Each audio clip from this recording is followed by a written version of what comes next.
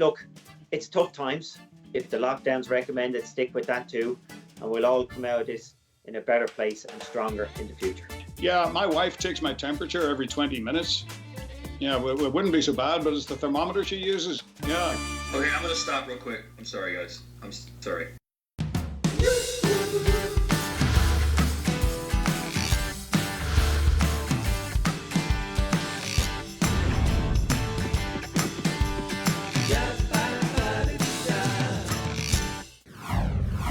Welcome, everyone, to another episode of Feherty Up Close from a Distance.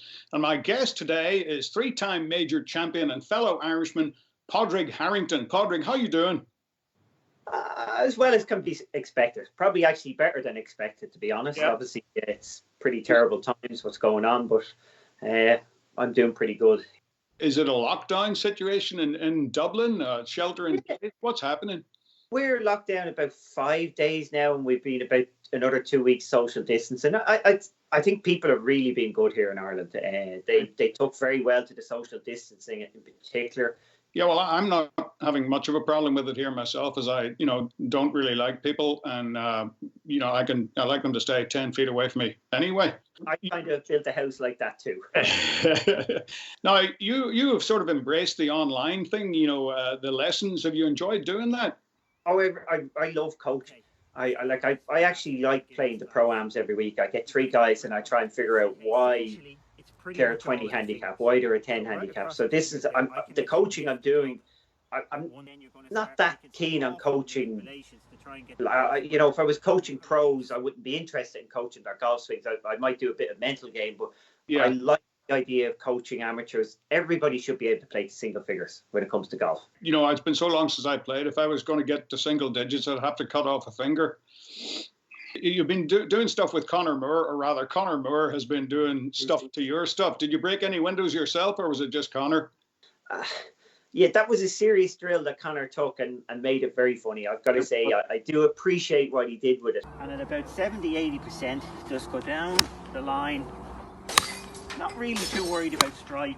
Just hit it nice. And as you can see, my hands and arms are going to be doing all the work in that movement. I kind of looked at it first and says, but as with a lot of things, if you're not being parodied, you're not actually doing very well, are you? Isn't that the truth? Yeah. Now, it's about 6 months to the Ryder Cup. What's going on with that? Believe it or not, plenty of stuff going on, plenty of meetings. I have to prepare like it's going ahead on time. Yes. That's the only way. A lot of the detail is, well, what about the qualification process? What if we don't get back playing? How are we going to go about it? I think everybody is keen to play the Ryder Cup in the format in that date, because we all just want to play golf. We want to be back. And the golfers, I think, want to put on a spectacle. In this time, this is just, you're playing for your country, you're playing for pride.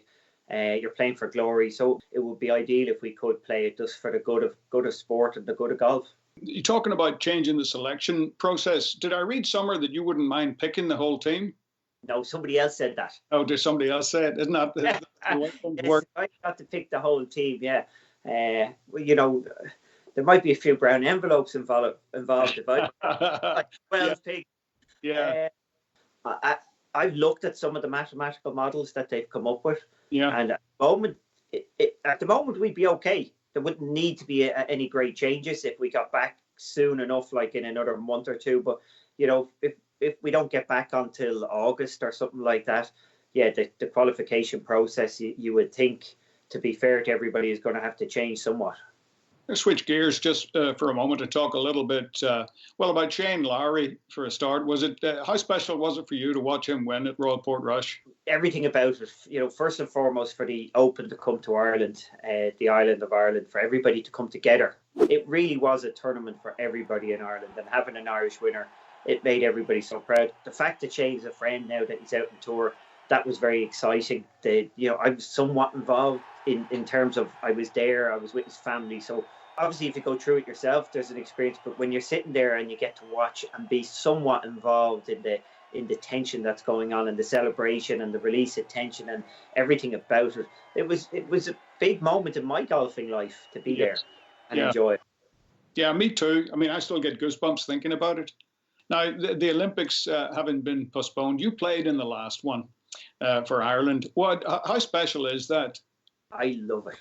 I cannot tell you how many times I tell my kids and tell people I'm an Olympic athlete. I absolutely love the fact that I can wander around and say, yep, I'm an Olympic athlete. And I think it's underestimated by some golfers what it does for you.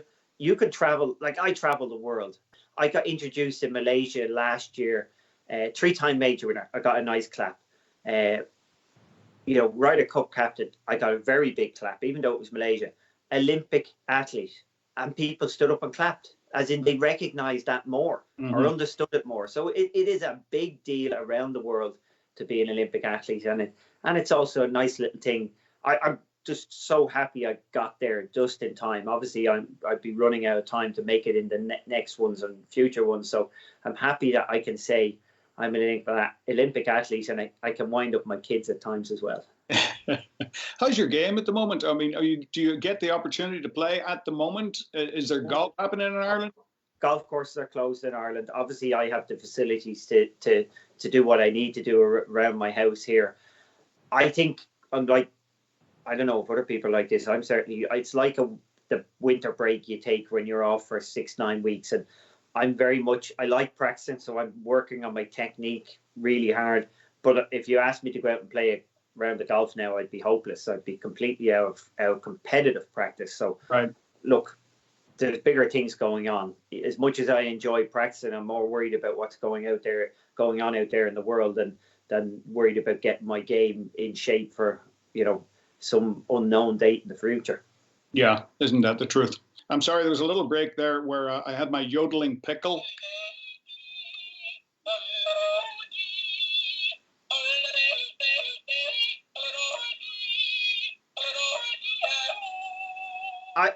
I'm stumped for words, and I don't get stumped for words very often. Right. Yeah. Well, I mean, everyone should have a yodeling pickle. I think we should do rapid fire. Yeah. What have you been binge watching? Ozark. Do you social distance by feet or meters? Meters. Oh, you do? Oh, all right. Yeah. And yeah, I play golf in yards. That is weird, isn't it? What's the last meal you cooked for the family? Does a Rocky Road count? Yes. Ice cream. I did pancakes the other morning. Oh, did you? Right. Yeah, I'm not allowed to go near dinners. No, I've got 2 kids. They won't eat them if I cook. All right. How many takes do you routinely need to make your golf from home videos? No more than 2 takes. Right. Very good. Yeah. If you watch them, I'm not trying to be precise. I'm just trying to do them kind of naturally. Who's shooting the videos? My 16-year-old son. Yeah. He's happy enough to do it. He has a bit of time, and the great thing about this is actually he's getting a little bit more interested in golf because he can at the moment with a bit more downtime. Can you do an impression of Conor Brewer doing an impression of Ian Poulter? Not a chance am I going there. But he does stick his tongue out the wrong side. I'm going to have to prep him. All sports people who stick their tongue out stick it out to the left. And he sticks it out to the right when he's copying me. That's a fact. It only works if you stick your tongue out to the left. Interesting. That's actually, that's right. I must check that. Yeah, you can check it out. All the athletes who stick their tongue out, it's always left. For a right-hander, I think. For a right-hander. I think if it was a left-hander, he'd go the other way. Where is the first place you're going to go to for fun once this is all over? I haven't had burger and chips since this has started, so probably just a simple out to Five Guys and a movie. Right. And what has been the silver lining of the current situation? Spending more time with my kids. Yeah. I would say my wife and kids, but I think more just with the kids. Just being around them, hanging out with the kids. Okay. Well, listen, thank you for taking the time, Podge. And it's great to talk to you, buddy. I hope everything is well down there. Give everybody my love. And I'll see you soon, I hope. I hope you find a suitable place for your pickle. I will. Thanks, buddy. Good man, David. Feherty is presented by Farmers Insurance. Hey everyone in Golf Channel land, it's David Feherty here. I'm at home in Dallas spending a little time with my wife and my daughter Erin and my 2 dogs, Birdie and Phoebe. I hope you're doing great, sticking together if you're at home and staying apart if you're outside.